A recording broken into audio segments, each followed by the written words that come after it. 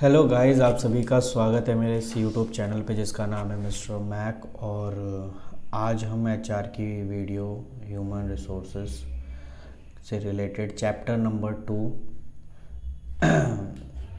आज हम डिस्कस करेंगे। इसमें कुछ इम्पॉर्टेंट, इसमें चैप्टर नंबर 2 जो है वो है organisation and policies of human resources, जिसमें हम बात करेंगे, सिर्फ इम्पॉर्टेंट क्वेश्चंस पे बात करेंगे ताकि हम कम टाइम के अंदर अच्छे से अपना प्रिपरेशन हो सके और हम एग्ज़ाम में अच्छा लिख कर आए।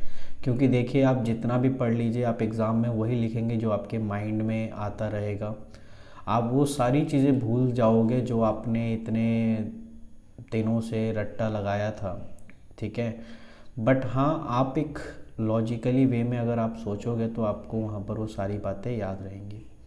अगर आपको इन सभी चीज़ों पे फोकस करना है तो आप क्या करिए, हर एक की आप हेडिंग वाइज हर चीज़ को याद करिए। हेडिंग अगर आपको याद रहेगी तो आप उसके अंदर आप बना के भी लिख दो तो चल जाएगा। बट मेन चीज़ है आपकी हेडिंग प्रॉपर होनी चाहिए जिसके रिगार्डिंग। तो ये चैप्टर नंबर 2 का एक इम्पॉर्टेंट क्वेश्चन बन जाता है कि रोल ऑफ एचआर मैनेजर, कि एचआर मैनेजर का जो है क्या रोल होता है, ठीक है, जिसको हम ह्यूमन रिसोर्सेस मैनेजर भी बोलते हैं, इसका क्या रोल होता है। तो रोल जो है इनको डिवाइड कर रखा है अलग अलग उसमें में। सबसे पहले पॉइंट ऑफ व्यू बात करें एडमिनिस्ट्रेशन रोल के बारे में कि एचआर का एडमिनिस्ट्रेशन रोल क्या होता है। तो इसमें अगर हम एक बार पढ़ें, कह रहा है सबसे पहले पॉलिसी मेकर, यानी एचआर मैनेजर जो है एक पॉलिसी मेकर का भी काम करता है। जैसे कह रहा है the HR manager help the management in the formation of policy, ठीक है, एक पॉलिसी तैयार करना जिसके अंदर टैलेंटेड लोगों को एक्वायर करना, उनके वेजेस, सैलरी, इन सभी चीज़ों पे और वेलफेयर वगैरह पे भी बात करना। ये सारी चीज़ें आप इसमें लिख सकते हो एटीसी तक। तो आप यहाँ तक स्क्रीनशॉट ले लीजिए या अपनी कॉपी में नोट कर लो, क्योंकि मैं पहले ही कहता हूँ आप अपनी कॉपी में नोट करोगे तो आपको ये सारी चीज़ें समझ में आएंगी। अगर आपको मेरी वॉइस, अगर मैं आपको लग रहा है कि मैं फ़ास्ट चल रहा हूँ तो उसमें आपको पता है कि यूट्यूब पे ऑप्शंस होते हैं नॉर्मल में भी और 0.75 में भी। तो आप 0.75 पे देख सकते हैं यार, इतना तो आप समझदार हो, ठीक है। क्योंकि रिवीजन होता है हमें कम टाइम में। क्योंकि देखो, कुछ बच्चे कहते हैं आप थोड़ी वीडियो अपलोड करते हो, इसमें क्या पूरा कवर हो जाएगा? भाई नहीं होगा कवर, मैं खुद मानता हूँ इस चीज़ को। लेकिन आप देखिए ना, आपको खुद ही पसंद नहीं है लंबे वीडियो देखने की, मैं तो आपको पूरा वीडियो समझा दूँ, आप देख सकते हो 2 से 3 घंटे की वीडियो, आप देख ही नहीं पाओगे। 10 में से एक भी होगा, वो भी 1 घंटे 1.5 घंटे बाद थक जाएगा। तो मैं कैसे अपलोड कर दूँ पूरी की पूरी वीडियो अच्छे से एक्सप्लेनेशन के साथ? तो इस चीज़ को आप ध्यान से समझिए कि मैं कहना क्या चाहता हूँ। मैं चाहता हूँ कि कम समय में इम्पॉर्टेंट चीज़ को कवर किया जाए, ठीक है। अदरवाइज, और ये बुक आपके पास भी होगी, आप अपनी बुक में भी मार्क कर सकते हैं। देखिए, दूसरा इसमें रोल है एडमिनिस्ट्रेटिव एक्सपर्ट का। तो कह रहा है the administrative role of HR manager is heavily oriented to the process of record keeping, maintaining employ file and HR related to database process of employee benefit claim and answering queries and regarding leave etc। सारे example जो हैं इसमें आप देख सकते हो कि एक HR का एडमिनिस्ट्रेशन काम क्या क्या होता है, कि वो सारे रिकॉर्ड, डेटा वगैरह को रिकॉर्ड करना, कौन सा एम्प्लॉय, क्या सैलरी, सारे डेटाबेस को रिकॉर्ड करने का काम HR का होता है। एडवाइज़र का काम जैसे कि स्टार्टिंग में था कि वो भी काम करता है, ठीक है। उसके बाद हाउस कीपर, अब ये क्या है हाउस कीपर में, इसका क्या रोल है? कह रहा है administrative role of a personal manager in managing the show include recording, pre employment testing, reference checking and employ survey, time keeping, wages and salary administrative. ये सारी चीज़ों का ध्यान रखना किसका काम है? एक एचआर मैनेजर का।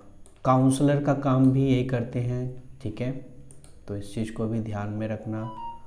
वेलफेयर ऑफिसर का काम भी इनका ही होता है। तो आप इनमें से कुछ 5 याद कर लो यार, इतने और बहुत इजी वाले हैं, तो आप आराम से याद कर सकते हो, इतना कुछ नहीं है। इसका बी पार्ट जो कह रहा है ऑपरेशनल रोल, पहला था एडमिनिस्ट्रेशन रोल जो कि हम यहाँ पर ये पढ़ रहे थे, दूसरा है आपका ऑपरेशनल रोल। तो अगर आपसे सिर्फ पूछे सिर्फ ऑपरेशन रोल बताइए तो ऑपरेशनल रोल में आपने यही लिखना है। अगर आपसे सिर्फ बोले एडमिनिस्ट्रेटिव रोल बताइए तो एडमिनिस्ट्रेशन रोल में यही लिखना है। और अगर पूरा बोले तो आपको ABC करके प्रॉपर हर एक के पॉइंट्स मेंशन करने होंगे अगर 15 मार्क्स में क्वेश्चन आता है तो देखिए इसमें अगला क्या रहा है, रिक्रूटर। रिक्रूटर का मतलब इसमें क्या हो गया कि winning the war for a talent has become the important job of HR manager is recent time in view of growing competition for people processing required knowledge skill experience. तो HR manager their experience to good effect lying down and liquidate career path to new recruit without increasing financial burden of the company. देखो एक HR manager जो होता है वो हर चीज़ को ध्यान में रखता है कि कैसे हमें एक टैलेंटेड फ्रेश टैलेंटेड को ढूंढना है, वो भी कम समय के अंदर और कम खर्च के अंदर। क्योंकि जो टैलेंटेड होते हैं, जो अच्छे एक्सपीरियंस होते हैं, वो डिमांड भी ज़्यादा करते हैं सैलरी वगैरह की, बट HR कैसे उसको हैंडल करता है वो उस चीज़ पे ध्यान रखता है। तो ये रिक्रूटर का काम जो है वो भी कौन करता है, HR मैनेजर करता है। ट्रेनर एंड डेवलप मोटिवेटर, ये भी काम साथ साथ कर ही लेता है HR। तो आप देख रहे हो कि एक HR का क्या काम होता है, सिर्फ इंटरव्यू लेना ही नहीं होता, सिर्फ इंटरव्यू के बाहर भी कुछ चीज़ें हैं। तो ये भी है ट्रेनर, डेवलपर एंड मोटिवेटर, यानी apart from the talent acquisition, talent retain and also the important. तो manager have find skill and deficiencies from time to time, offer meaningful training opportunity, सारी चीज़ें प्रोवाइड कराने का काम HR मैनेजर का होता है। मीडिएटर का काम भी करता है, किसके बीच मीडिएटर का काम करता है, बिटवीन टू एम्प्लॉय या employ group and superior and subordinate के बीच, एम्प्लॉयर एंड एम्प्लॉय के बीच, सुपीरियर एंड सबऑर्डिनेट के बीच एक तरीके से मीडिएटर का काम करता है ये भी। तो उसके बाद स्ट्रैटेजिक रोल की बात करें, यहाँ पर मिस प्रिंट है कि यहाँ two employ and employ groups भी हो सकता है। मैं कहूँ एम्प्लॉयर, एम्प्लॉयर वो होता है जिसके अंदर हम काम करते हैं, जिसके बिहाफ पे हम काम करते हैं, जो हमें सैलरी देता है, उसे एम्प्लॉयर कहते हैं।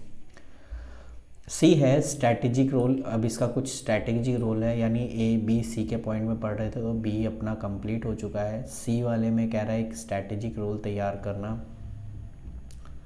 तो ये आपका स्ट्रैटेजिक रोल है जिसमें सबसे पहला है बिल्ड कोर कॉम्पिटेंस, यानी कि HR manager has a great role in developing core competence by the firm and core competence the unique strategy of organisation which may not be share by other. ठीक है ना, this may be in a form of human resources.